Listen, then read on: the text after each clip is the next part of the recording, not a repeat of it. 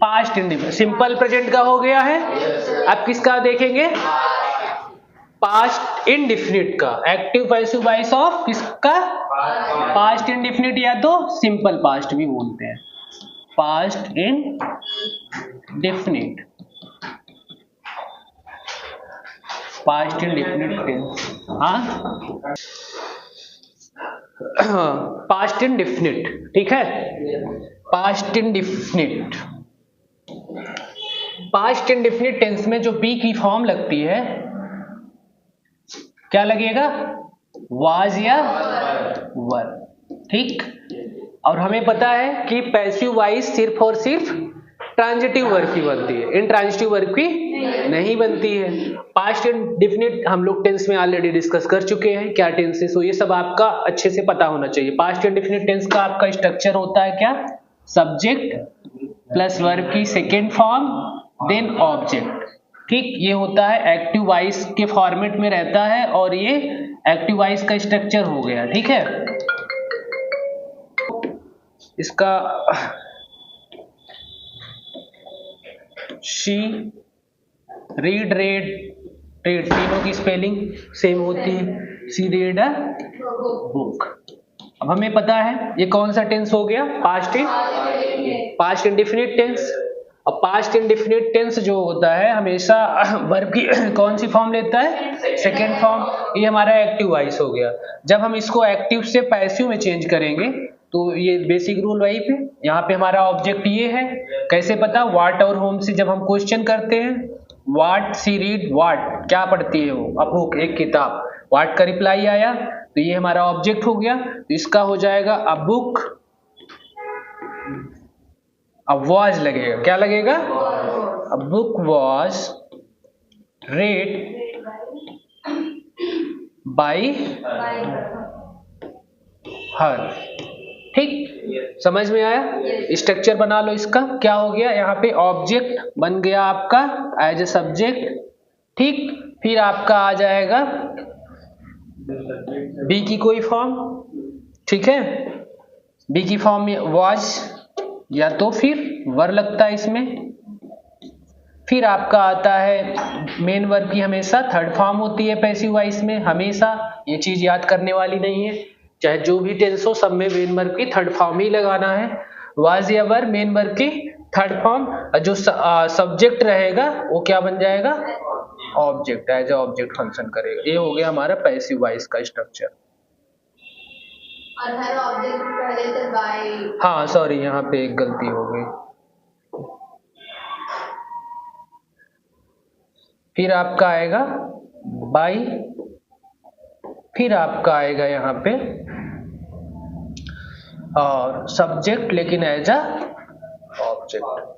Clear हुआ यहाँ पे? Yes sir. बना लो सब लोग एक बार। नेक्स्ट सेंटेंस चलो करो। हटाएं इसको पूरी, लिख लिया तुम भी?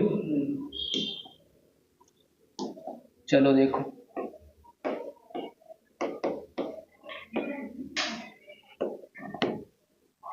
जैसे कोरी 8, हाँ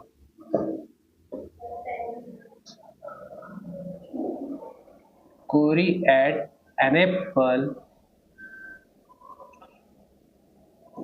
an apple at breakfast. Break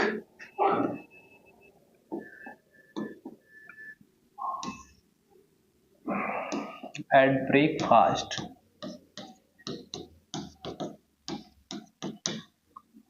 ठीक, इसका बताओ दीपक, कोरी क्या बनेगा बेटा?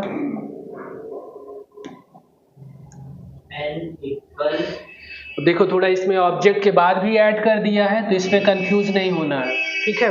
अदर वर्ड्स में चला गया है, हमें टारगेट करना है ऑब्जेक्ट पे, जो हमारे वर्ब का ऑब्जेक्ट हो। तो वर्ब का ऑब्जेक्ट निकालने के लिए हम लोग व्हाट या whom से क्वेश्चन करते हैं। तो व्हाट और whom से जब हम क्वेश्चन किए तो कोरी कोरी को खाता था क्या? एन एप्पल, एक एप्पल। किसको खाता था? ये तो यहाँ पे कोई लिविंग थिंग का तो जिक्र है नहीं, तो यहाँ पे इसका रिप्लाई नहीं आ रहा है, इसका रिप्लाई, दैट मीन्स कि ये हमारा ऑब्जेक्ट हो गया। सेंटेंस का ऑब्जेक्ट क्या हो गया? अब हम इजिली पैसिव वॉइस में कन्वर्ट कर सकते हैं। दो चीज आइडेंटिफाई करना होता है, एक टेंस और दूसरा ऑब्जेक्ट सब्जेक्ट। सब्जेक्ट तो समझ में आ रहा है, डूअर है, और ऑब्जेक्ट हमारा इस पे काम हो रहा है, तो इसका बन जाएगा क्या? An apple. अभी सब्जेक्ट के जस्ट बाद वर्ब आएगी, वो भी कौन सी वर्ब? बी की फॉर्म, वाज या वर। तो सिंगुलर है तो वाज ही आएगा। An apple was eaten, verb याद होनी चाहिए सबकी।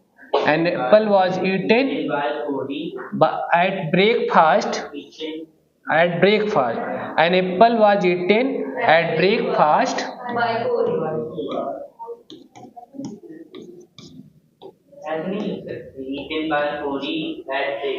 नहीं, वो थोड़ा सेंटेंस लास्ट में ही उसको यूज किया जाता है, breakfast. An apple was eaten at breakfast by Corey, last में करेंगे इसको प्रीपोजिशन के साथ। अब देखो कभी कभी ऐसे केस आ जाते हैं कि दो ऑब्जेक्ट हो जाता है, तो उसका कैसे चेंज होगा? इसको कर लो तो फिर बताएं। He taught me, T-A-U-G-H-T, he taught me a grammar। सब लोग अपने कॉपी में बनाओ इसका। He taught me a grammar।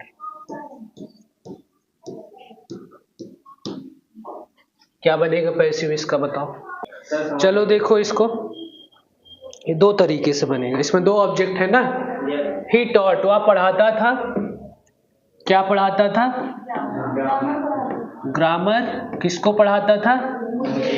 मुझे। दोनों को आंसर आ रहा है ना। तो यहाँ पे एक ऑब्जेक्ट ये हो गया इनडायरेक्ट ऑब्जेक्ट, और ये हो गया हमारा direct object.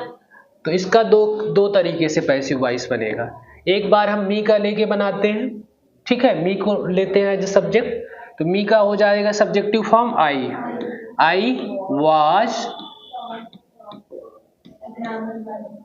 was taught a grammar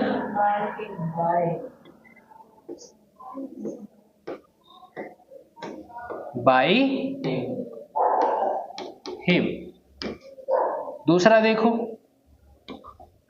दूसरा कैसे बनेगा? अब ग्रामर का ले लेते हैं। A grammar was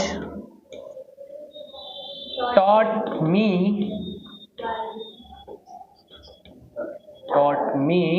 by him। समझ में आया? ठीक। एक और देख लो, एक दो सेंटेंस, फिर इसका सब एक्सरसाइज देंगे, करके आना। फिर इसको लिख लो जल्दी से, फिर एक जल्दी और बता दो।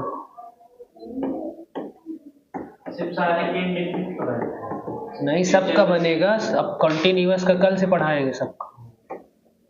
फ्यूचर इंडेफिनिट वाले पढ़ा। इसका सबको पता है स्ट्रक्चर।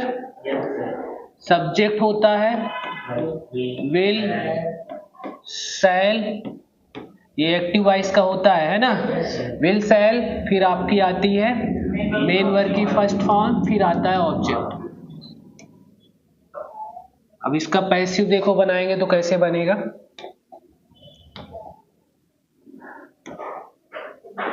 इसे मैंने लिख दिया, ही विल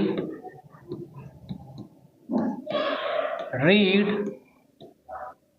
अ बुक, वह किताब पढ़ेगा, ठीक है। He will read a book. तो इसमें जो बी की फॉर्म लगेगी, बी ही लगेगी। क्या लगेगी? बेस फॉर्म बी, ठीक। एक्टिव से पैसिव बनाते समय। तो ये हो गया हमारा, ये एक्टिव को फॉलो किया। अब देखते हैं हम लोग पैसिव में क्या बनेगा। ये a book, very good, will be read by him। था ना जी? ठीक, लिख लो। इसका स्ट्रक्चर बताओ कैसे बन जाएगा। कौन बताएगा स्ट्रक्चर? ऑब्जेक्ट, लेकिन एज अ सब्जेक्ट होगा, है ना। इसका ऑब्जेक्ट बन जाएगा सब्जेक्ट, फिर आएगा हमारा विल या शैल, विल या शैल, फिर आ जाएगी हमारी बी की फॉर्म, बी ही आती है इसमें, मेन वर्ब की थर्ड फॉर्म, देन हमारा क्या आएगा, बाई आएगा प्रीपोजिशन, फिर आ जाएगा हमारा सब्जेक्ट लेकिन एज अ ऑब्जेक्ट, उसके ऑब्जेक्टिव फॉर्म में यूज करके। कोई अदर वर्ड्स रहेगा तो उसके बाई के पहले यूज होगा, मेन वर्ब के बाद। इतना बना लो। आज के लिए हम लोग इतना ही रखते हैं। कल के कुछ इससे रिलेटेड होमवर्क भेज देंगे, उसको सॉल्व करके आना, सब क्लियर हो जाएगा। इंडिफिनिट वाले सारे खत्म हो गए, प्रेजेंट इंडिफिनिट के हो गए, पास्ट इंडिफिनिट के, फ्यूचर इंडिफिनिट के कल से हम लोग कंटिन्यूअस का पढ़ेंगे। टेंस सब लोग एक बार रिवाइज कर लेना, ठीक है फिर।